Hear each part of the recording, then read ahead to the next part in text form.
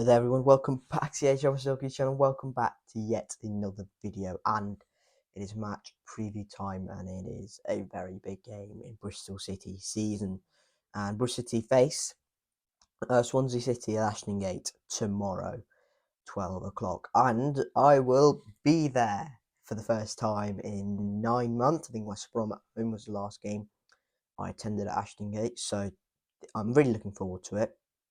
But it's not something I'm going into with a lot of positivity, and just quite frankly, recent results haven't really gone the way I would, or many City fans would have liked to go, like to see even.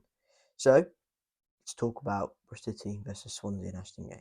So Bristol City go into this game in 13th position. Swansea are 4th, 6 points ahead of us. So no matter what the result, Swansea will stay ahead of us in the league. I think Swansea, 2 games in a row, which they've won.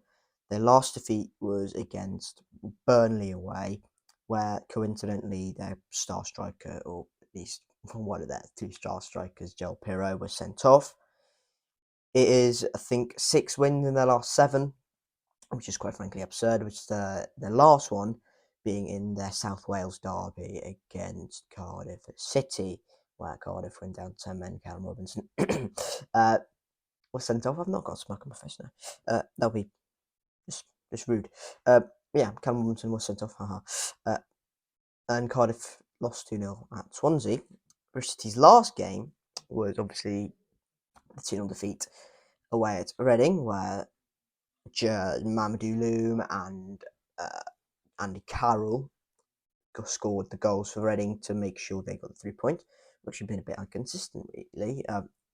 For the last 4 games, it's been 2 defeats, 2 wins. Preston and West Brom were the wins. Millwall and Reading were the losses. And I'm hoping, kind of blind optimism. What is it, blind? And you tell me in the comment section below. With this inconsistency, it's been win loss, or win loss. The last game was a loss. Is this going to be a win? I'd like to think so. I'd like to hope so, but it certainly isn't feeling like something that, feel like a game where you can just write it off and be like, oh, okay, we can win this. It's going to be a tough all game. This Swansea very good. And obviously we know all about Swansea's structure and how they're going to play. They are going to be a very possession heavy side, and that last season didn't quite result in the goals or the results that Ross Martin wanted. Obviously, that was his first season last year. This season, he's got his idea across, and now he's got a settled team. And a few surprises where you go last season. Really? Them playing? I wouldn't thought so. Likes of Stephen Bender, for example. Maybe even Ollie Cooper. Jay Fulton, for me, was quite a surprise. I thought they'd, have someone in, or even Olivier Nchamp playing that position. But they've got some good players now, and they've definitely settled, which is going to be a massive threat to Bristol City. But obviously, their passing game is what Bristol City are going to have to be very wary of. This is the starting 11 Swansea put out for their last game, and I don't expect any real changes from this either.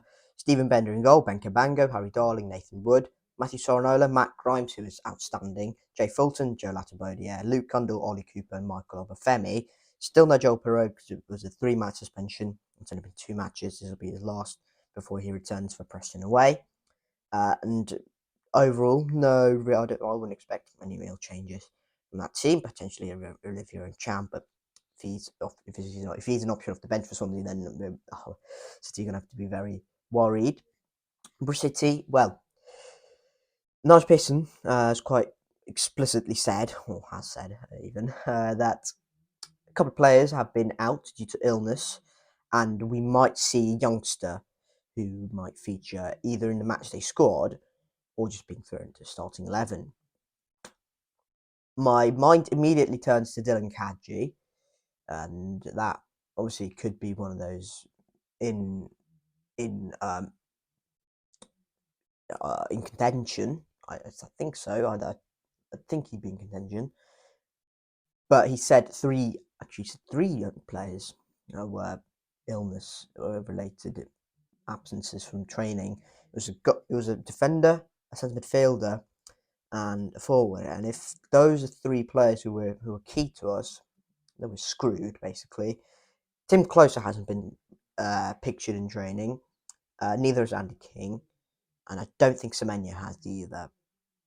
But Semenyo was at the Fan Forum last night, so I'm not really sure what's going on with that either. So look, it's going to be very interesting, the team news on Saturday, and I'm quite frankly, I have no idea what's going to happen, so I'm not even going to bother predicting it, because you might be having, I don't know, literally anyone from the under-19s who most City fans have never heard of. Some might obviously following the under-19s and how they're getting on and whatnot, and all the under-23s or whatever. Some might be just chucked into the matchday squad, and God forbid, even to starting 11. I think we're kind of forced our hand into this. I think Nigel Pearson is quite evidently upset by the fact that we haven't got any real experienced or players who have been in around training and who are going to be available to replace these supposed players who have been ill or injured. Talking about injuries, Thomas Callas and Cal Naismith, for that matter, both still not going to be available. Thomas Callas, I think it's the calf again, which is just a pain now. He's been quite unlucky with injuries recently, and we need to make sure that he's fully fit and firing, because when he's firing for us, when he's really good for us, he's normally injury free, but it's just supposedly he's just got back in it. It's gone. It's calf again. Cal Naismith, think he should be okay for Sheffield United at home. I think he should be, because that will be, again, a big game, and hopefully he is, because they've got some good players. So yeah, those are the injury news for City and for Swansea as well. So we'll talk about team lineups next. As I've said, I honestly have no clue how City are going to line up. Still going to be Max in goal.